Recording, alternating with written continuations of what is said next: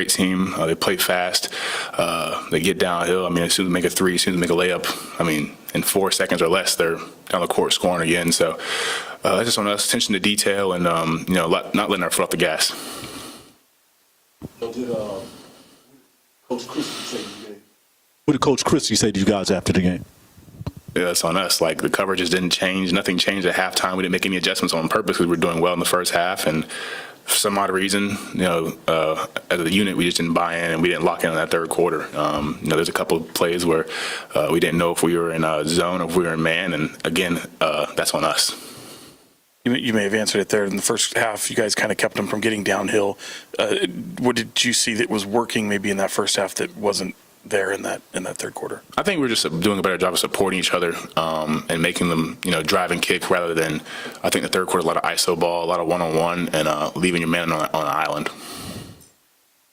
Dylan, some of your teammates, like Russ, for example, have said they encourage you to be yourself and play like yourself. But for you personally, I know the NBA, your rookie season can be a whirlwind. Is there anything specific that you've been just trying to focus on or emphasize doing on a game-in, game-out basis? Yeah, man, just sticking to my routine. When I was in pre-draft workouts, I asked about Al Horford when I was in the Boston Celtics pre-draft, and they mentioned how much of a pro he was in his routine and how he just continued to rep out the things that he wanted to get better at each and every day, and that's how he went from a post player, shooting only hook shots with the Hawks to, you see him, not now, but when he was at the Celtics, expanding his game to the three-point line. And so I asked him how he did that, and just like I said, he just bought in his routine. He was very specific about going to bed at the right time and getting to the gym at the right time and being consistent and all that. It's a long season, and it's easy to get off task. It's easy to get off of your routine, and so I try to make sure my routine is dead straight. My wife holds me accountable each and every time. Like every time after a game, she takes my phone and makes sure I'm in bed at a good time. And so we're just being a professional. That's my New Year's resolution, is being a professional on and off the court, and how I take care of my body and how I approach the game. Dylan, a career-high 13 rebounds tonight. Are you figuring out that aspect of the game at the pro level, like adapting what you were at the college level to the pro game? Yeah, for sure. It definitely took a lot of prayer to get to where I'm at. I want to, put it out there that I only averaged, 5 rebounds a game in college. That was my highest. 5 points is 5 rebounds a game. And last year, other than that, I think like a career, 4 rebounds per game in college. And so my transition to the NBA, a lot of people question my rebounding.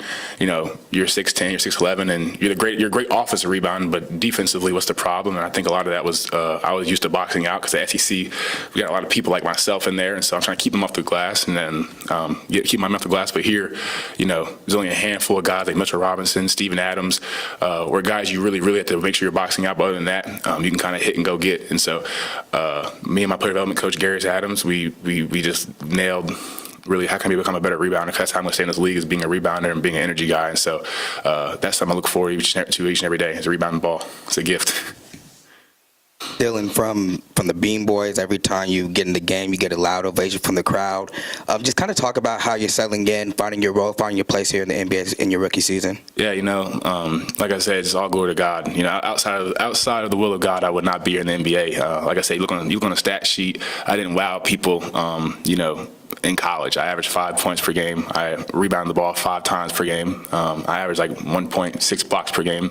No one thought I was an NBA player. And I'm not supposed to be here, but God. And so every time I get on that court, it's just an opportunity to showcase, my God-given abilities and have fun with it and continue to be a joy, because at the end of the day, like, I'm living my childhood dream. This is something I prayed about since I was, 5 or 6 years old. I remember watching, LeBron James and the Miami Heat and my fault, Russ, but the 2012 and the 2012 and 2011, NBA Finals, and just telling my mom, like, I want to be there. I want to be not like LeBron, but I want to be in the NBA, and just to pray about that every single day, and to get that, it's just a dream come true. And I don't think I'll ever take the dream for granted, because at the end of the day, like I said, I'm not supposed to be here. And yeah, I put this jersey on every single day, and I have a blast doing it, because this is something I've dreamed about since I was a kid. And so you'll see that childlike joy every time I step on that court, because like I said, this is a dream come true for me, and at any moment it can be taken away. But I just love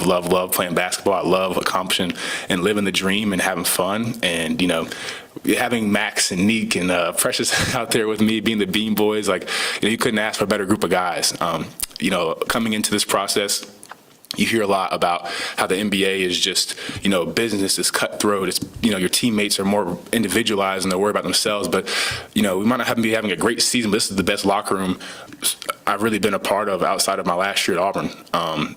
Everybody from Russell Westbrook to Drew Eubanks who wants to see you succeed. Drew got not benched, but Drew stopped playing as much, and he's the happiest guy on the bench. He still takes time to out of his day to come tell me, hey, you could have this better, you could have done that better. And so everybody is a part of this team, whether we're successful or not, and no one is spiteful, no one is unprofessional, and I really appreciate being on this team, being in this locker room.